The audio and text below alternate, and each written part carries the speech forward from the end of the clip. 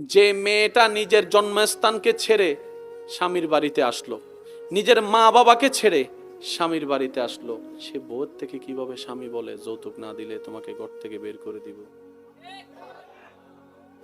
যেখানে বর্তমানে ঘরে কাজ করার জন্য কোনো কাজের মানুষ রাখলেও 10-15 হাজার টাকা বেতন দেওয়া লাগে, সে জায়গায় আমার বোনটা আপনার ঘরকে আলোকিত করার জন্য রাতে ঘুমায় কম, কাজ করে বেশি, আমার বোনটা সকাল সকাল উঠে কাজের মধ্যে লেগে যাচ্ছে।